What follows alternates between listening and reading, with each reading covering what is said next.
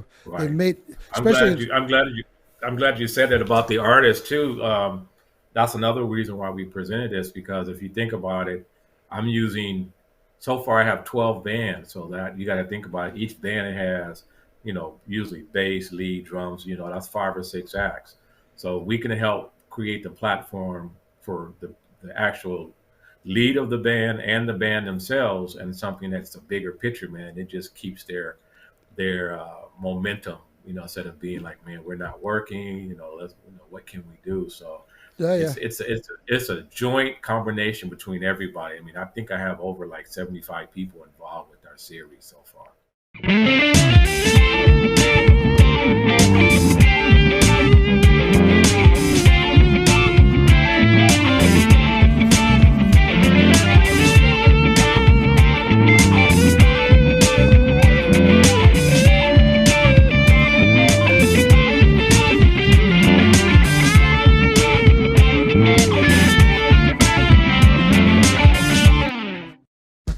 Chuck Dennis presents the virtual Happy Hour Jazz Series, Saturday, February 20th, 6 o'clock p.m. Pacific Standard Time, 9 o'clock p.m. Eastern Standard Time. Streaming live at e360tv.com. Featuring Will Donato, David P. Stevens, Sharon Marie Klein, Tom Brown with special guest Joyce San Mateo. Hosted by Jammin J. Lamont. Brought to you by the Oxnard Jazz Festival. Tickets available now at e360tv.com. That's e360tv.com. ChuckDennisPresents.com. All right. We are back for another Changing Stage show here at EnterTalk. And we're excited today because we get a chance to talk to one of the people that does what we do in the business, a concert producer extraordinaire, promoter. We call them impresarios. So if you use that term, we have Chuck Dennis here with us today. He is the producer of the Oxnard Jazz Festival. He's also the producer of the virtual Happy Hour Jazz Series. So if you haven't caught any of those shows, let me tell you, the lineups are amazing. We're going to be talking about all that. We're also going to be talking about live streaming in this day of COVID or pandemic, however you want to look at that. So it's a really cool time for us to share this information that Chuck is an expert on. So I want to welcome Chuck. Chuck, welcome to the Changing Stage Show. Thank you for having me. Thank you for having me. This is going to be fun. It is. It is. Thank you for making time, man. I know your schedule is just crazy right now. So, let's kind of start, we got a chance to talk, and I confused you with Dennis Chambers in the call at one point. That was a pretty funny thing that happened to us. It's a long story, folks. I won't go into it, but I had Chuck, I was expecting a call from Chuck Dennis, and then Dennis Chambers called me, and I started talking to him about how we're going to do this interview, and, you have a great series, and we kind of went and we set up the interview, and we realized later on that wasn't Chuck Dennis. So that was the kind of the funny conversation we had. So, yes. In that conversation, we were talking a little bit about it. You're a drummer, right? You're actually a drummer. So I was not. Yes. I'm not that You far were off. close. Right. So tell me a little bit about your history, man, because I know people go to your shows, they see the events, but they really don't know who the person is that's putting these things on. So tell us a bit about Chuck. Well, that's a good question. The youngsters know who I am. Okay. I come from the hip hop world. I did about 25 years with like most of your mainstream hip hop artists, from touring, going around the world, booking venues from the Forum, the Staples Center, Dodger Stadium, San Diego. I think it's Pachanga now. Okay. So just venues like that. And I was doing hip hop and R&B shows for a long time.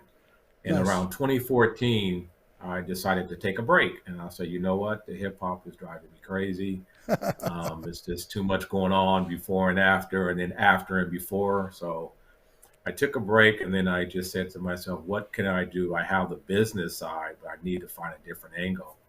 And then that's when, in around 2014, I decided to study jazz. jazz and jazz concerts. And took me about 2 years of studying, and then we birthed the Oxnard Jazz Festival in 2016 after about 2 years of research on the music, the artists, outdoor festivals. That was so new to me because I was used to doing indoor festivals. Yeah, yeah. When you don't, those are big difference. So Yeah. that's True, kind of true. like how we got started.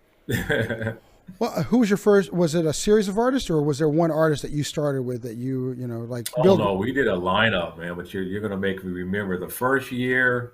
I think we had Pancho Sanchez, Tom Brown. Oh gosh, I can't remember. That was the first year. Was in 2016.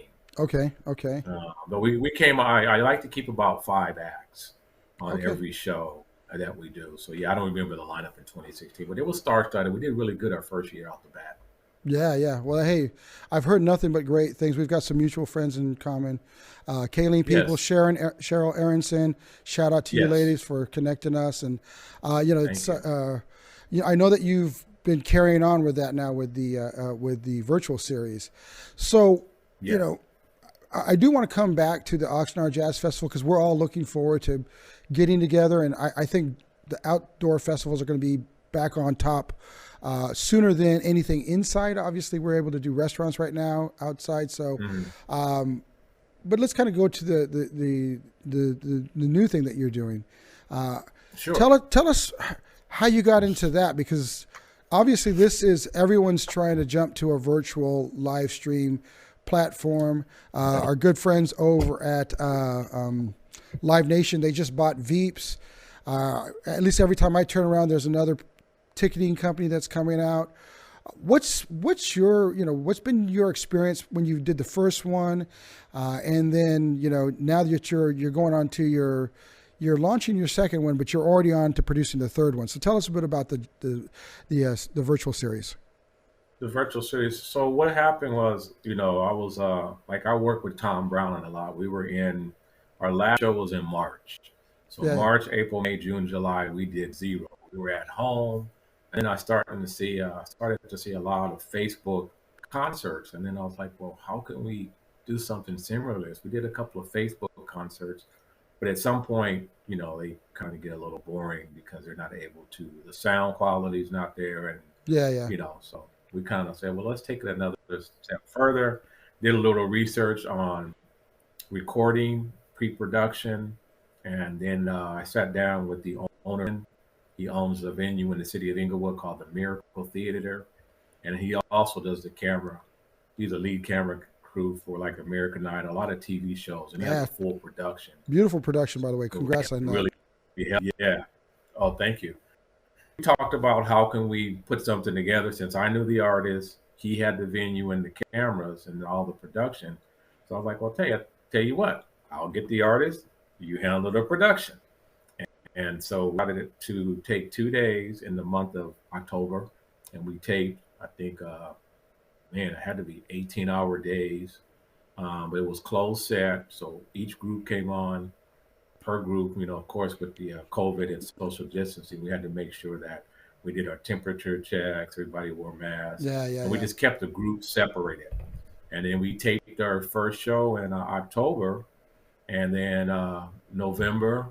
I'm sorry, November and December, and then January we edited it. We edited in December, and then our first viewing was in January. Yeah, You yeah. got me remembering these dates here. So that was the birth of it, man. And it's the quality was really nice. We had nothing but rave reviews about it, and it's something that I want to pursue going on a regular Yeah. basis. Well, you had our good friend Daryl Fitzgerald Walker as one of your first guests, as well as Keita and or not guests, but your performers. So that was pretty amazing. And I've, like I said, everyone who I've talked to said it's been nothing but a stellar series. Now, are you finding that people are well, I guess let's put it this way. What are some of the challenges that you face with live streaming? And then I could kind of comment on that from our side as well, because we've got the Concerts.cafe platform that we're doing that from. So, what are some of the challenges that you find, and what are some of the things that you think we as an industry need to do to make make it better? Okay.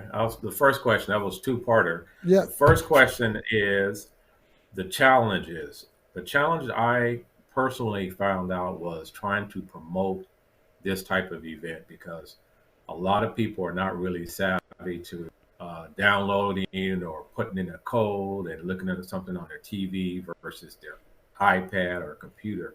So that was one. And then two, getting the word out. I mean, it's okay to send it out, but it's like, I don't know if I want to do this.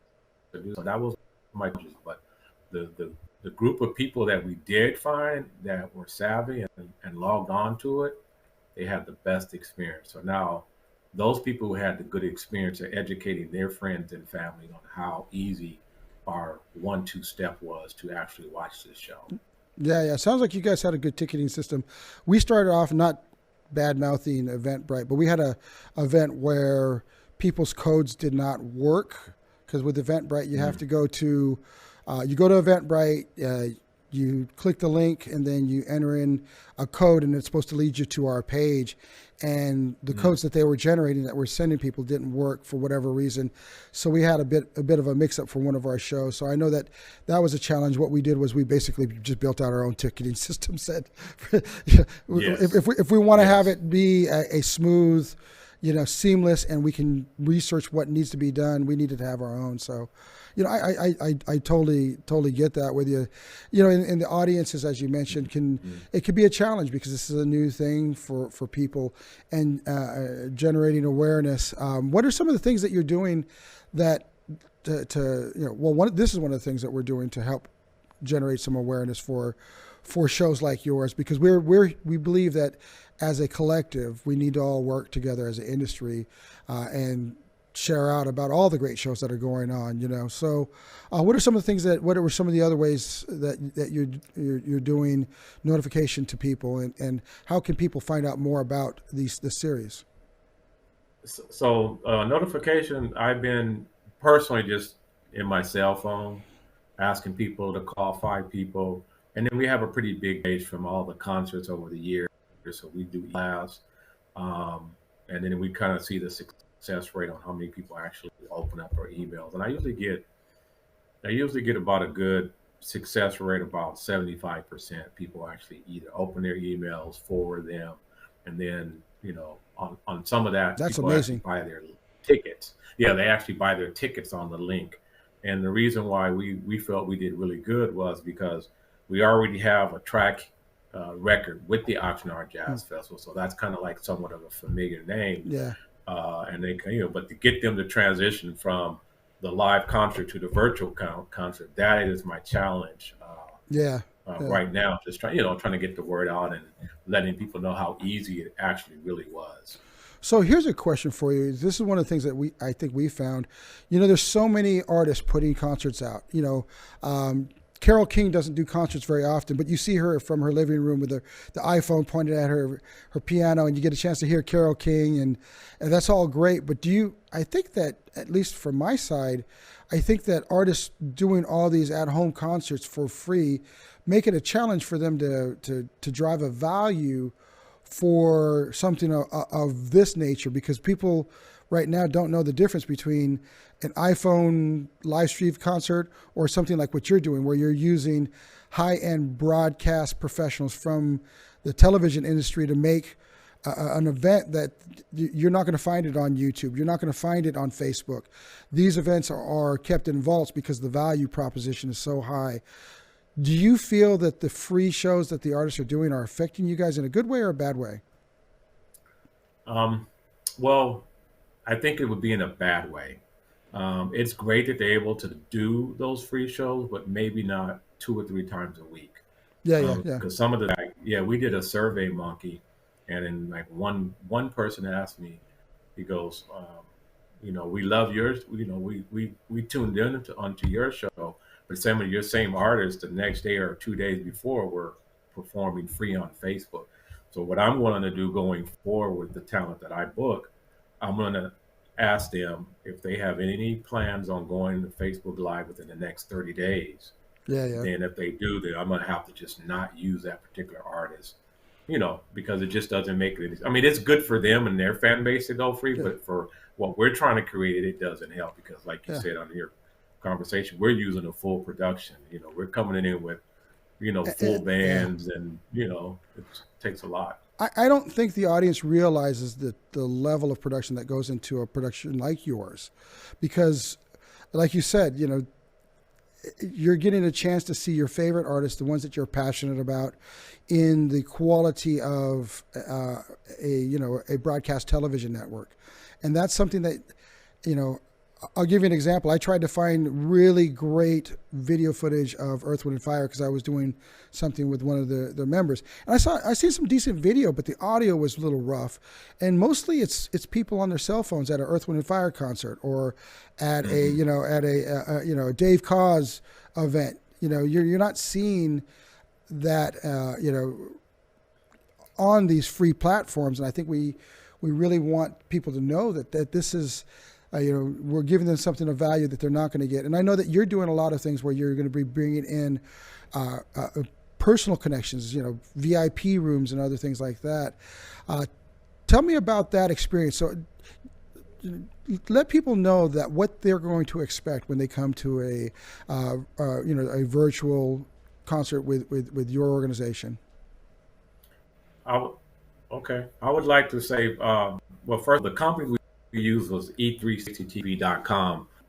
And what the conversation we had with them was to produce a concert as if we were going to watch an award show, as far as like the production, the lower thirds, the artist names, just a regular show where you actually see the credits. And I just wanted ours to be a full production where you actually thought you were watching a concert, like the Soul Train Awards or the Grammys or something of that nature. Yeah, yeah. So when you come to our show, we're going to have 4 to 5 artists. We're going to have somebody funny is going to open it up. A comedian is going to tell a couple of jokes, and then it just will be constant.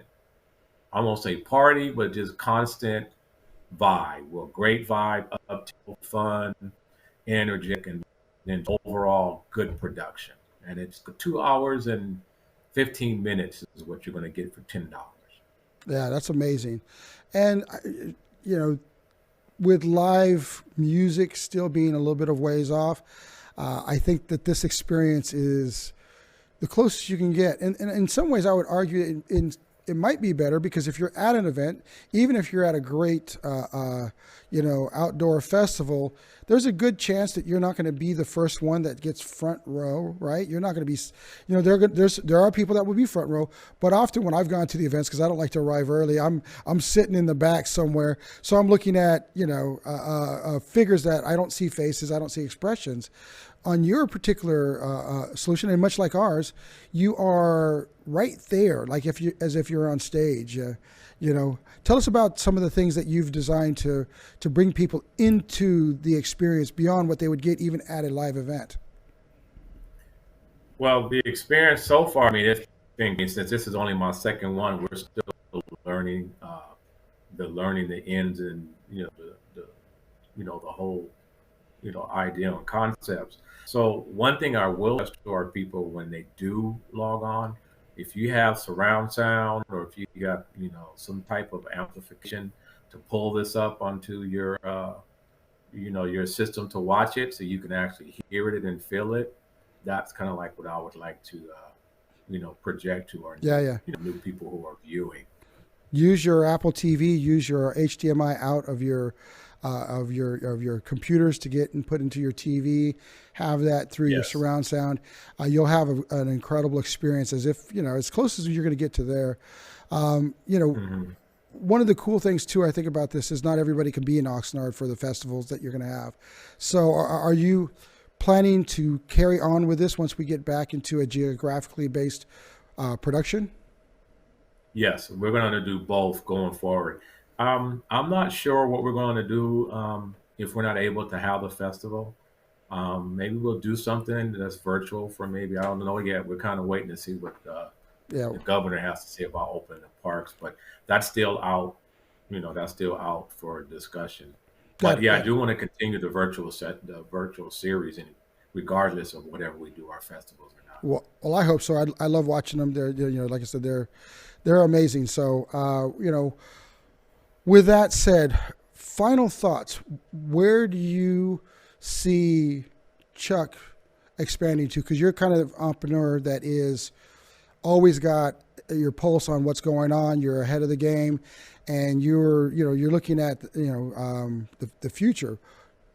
Be our prophet, our music industry prophet. Now, tell us what's going to happen in the future, and what's your approach to that?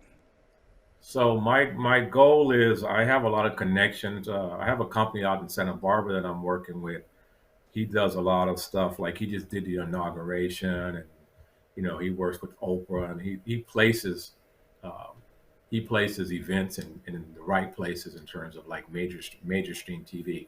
So our end goal is to get jazz on a bigger level where people can actually see it. It may not be on a mainstream TV, because most platforms want you to have 100,000 viewerships before they even have the conversation with you. Downside about jazz is, if you follow like the Arbitron ratings, they'll be the first ones to tell you that jazz just doesn't have it covers 1% of the market, so that there's no real reason why they're not going to put it on TV. So to answer your question, is my goal is to have our series, or even if we team up with someone like yourself, is to be able to have this to have a platform where it's actually on our TV market. It could be a secondary company, Amazon Prime or something like that. Just on a consistent basis. No, I'm with you. For us, it's much the same. We want to create a smart channel, because I actually ditched my cable personally. I don't use cable anymore. Kind of missed if I pursued a little bit, I would have been able to see the Super Bowl, but I missed the Super Bowl this year because we didn't have access to CBS, because they want to charge you for access to CBS. So, my teams weren't in, so I was like, all right, I'm not really worried about it. But for the most part, I get everything I want now on Smart Channel. So that's one of the areas that we're looking at moving towards, is really building up enough content to drive a fun, smart channel that will be all about the music and the people that make the music and the heart and the passion behind it. So I'm 100% with you, man. That's good for you. Well, thanks, man. Like I said, there's some shared experiences between us. I want to see you guys grow. We're going to help you promote your events. We really want to see the success of live streaming concerts all around, because that's going to help build a better experience for the public and for our artist friends who are trying to figure out how to make a living nowadays, because it's not easy out there. They've made. Especially, I'm glad you said that about the artists too. That's another reason why we presented this, because if you think about it, so far I have 12 bands, so that you got to think about it. Each band has, usually bass, lead, drums, that's 5 or 6 acts. So we can help create the platform for the actual lead of the band and the band themselves, and something that's a bigger picture, man. It just keeps their momentum, instead of being like, man, we're not working, what can we do? So it's a joint combination between everybody. I mean, I think I have over like 75 people involved with our series so far. That is amazing, and thank you for helping get these guys some revenue, because that's not easy right now. I know that a lot of these cats are like, I'm looking at driving Uber. And these are major players, man. These aren't guys that are like the local guys you see at a bar. I'm talking about people that would be on big stages. They're like, I've made my money from live performing. So how am I going to do that now in this world? And we haven't seen the government step up and help us to carry on until we can get to a better circumstance. So I'm hoping the government will, with the new change, maybe, time will tell, obviously. Let's cross our fingers. But, it's the people, the fans, it's the support network, like Chuck and our company, that really want to see, music prosper. I mean, and, we just learned that a great jazz player, Chick Corea, passed away. So I want to, give condolences to his family and to those that have worked with him. A lot of my good friends have been players and Returner Forever that have worked with him. But he left a really beautiful message. I'm not going to read the whole thing. It's online. Mm-hmm. But what he said was, help to foster the art. Music inspires, it moves cultures. It's the definition of culture in itself. Don't let it die off because we don't have a way to financially support it. And I really, really respect what you're doing, man. I want to say thank you from the bottom of my heart as a music fan, and as also being a player. For many years I was a bass player. So nice. Yeah. So we should gig, man. You got the drums, I got the bass. You know. No, you want to get somebody who could keep the beat. I don't know if I can keep the beat anymore. I'm sure you can, man. It's like bike riding, man. Once it's in there, you got to. I tried to play bass the other day, and I was like, "What the heck? I got one note to play. I got to remember just one note. I'm still having trouble with it." So just. Oh, that's funny, man. That's funny. Well, maybe we should produce something and call ourselves beginners at our old age. Well, hey, man, we're young at this, brother. Still, we're doing the pioneer thing, man. Well, hey, Chuck, man, thank you very much, brother. I really appreciate you coming on to the Changing Stage. Thank you for having me. I want to bring you back for more. We could talk about different topics as we start to see this new fledgling, vertical of the music industry kind of come about. I know that you're going to be a guy that I look to for inspiration, and I look forward to maybe doing some stuff with you, man. So that's going to be good. Yes. And I want to piggyback off of that. I think I'm going to be looking forward to you because you seem like you have all the answers with the studio and the podcasting and what you're doing over there. So, and that's kind of good because the only way this is going to be successful, we all collaborate one another. Exactly. Instead of always, a lot of times I see how people are chasing the buck. Sometimes you can't chase the buck. Sometimes you need to chase the actual concept of what we're doing first and let the buck come to you. Exactly. So, I'm a big believer in the man upstairs, man. And what I know is that if you do the right thing, right things will come. And they'll come in the right timing. So don't be impatient. I'm looking at, hopefully there'll be something that comes out of this pandemic that will be beautiful, and possibly getting out there, because you hit the nail on the head with jazz. There are pockets of people around the world that love jazz. Most of these players won't go to a city and bring in a stadium filled of fans like you say a Bruno Mars would, but they'll have a good solid fan base in that city. And if you're able to bring all those cities together in one beautiful stream that's produced well, sounds amazing, with all the ways to connect with the artist like you do, then now you've got something where you're able to help level the impact field, if you will, for jazz. Having 100,000 people around the world to be a part of something big. So, I'm excited, man. This is going to be exciting times. And one more shout out, because we didn't cover this yet. Date and time for the next event. Okay, good questions. Yes, it's going to be Saturday, September 20th, 6 p.m. It's a happy hour jazz series, and we have Tom Brown featuring Joyce San Mateo. We have David P. Stevens, Will Donato, and Sharon Marie Klein, and it's hosted by Mr. Funnyman Jammin' J. Lamont. And the channel it's on is www.e360tv.com. Yeah, it's cool. They're doing some good things over there too. So, well, hey, brother, good luck with that. Well, I don't even need to wish you good luck. I know it's going to be a stellar event. Looks, sounds, as well as attendance, because you do it right all the way around. I'm looking forward to more, and we'll till the next time, man. Thank you everyone for tuning into the Changing Stage show, and stay tuned for more. We've got great podcasts, we've got great vodcasts. We also have a lot of fun live concert performances. So tune into EnterTalkMedia.com or EnterTalk.net, and you will get a chance to see all this fun stuff. So take care.